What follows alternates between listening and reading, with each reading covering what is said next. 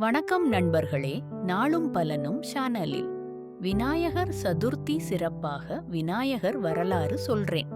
விநாயகரின் சிறப்பு பிறந்த நாள்.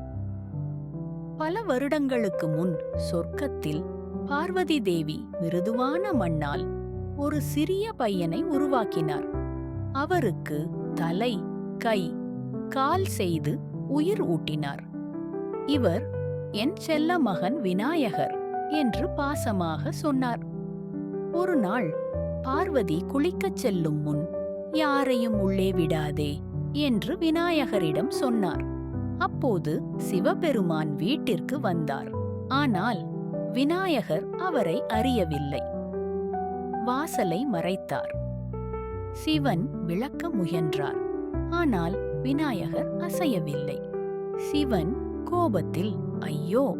விநாயகரின் தலை பறந்தது. சொர்க்கம் முழுவதும் அமைதியாகியது. பார்வதி மிகவும் வருந்தினார். என் குட்டி மகனை காப்பாற்று என்று அழுதார். சிவன் மனம் நொந்து, நான் சரி செய்கிறேன் என்று வாக்கு அளித்தார். சிவன் தனது சேவகர்களை அனுப்பினார். அவர்கள் பார்த்த முதல் உயிர் ஒரு குட்டி யானை. சிவன் அந்த யானையின் தலையை கொண்டு வந்து விநாயகரின் உடலில் வைத்தார்.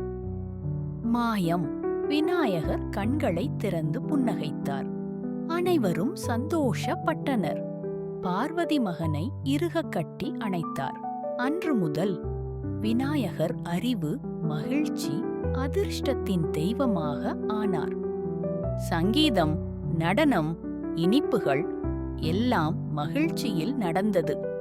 விநாயகரின் விருப்பமான மோதகம் எல்லாருக்கும் வழங்கப்பட்டது. இந்த நாள் விநாயகர் சதுர்த்தி என்று அழைக்கப்பட்டது. ஒவ்வொரு வருடமும் நாங்கள் விநாயகரை வீட்டிற்கு வரவேற்று வழிபடுகிறோம். கொண்டாட்டத்தின் முடிவில் அவரை சுவர்க்கத்திற்கு அனுப்பி வைக்கிறோம். அடுத்த வருடம் சந்திப்போம்.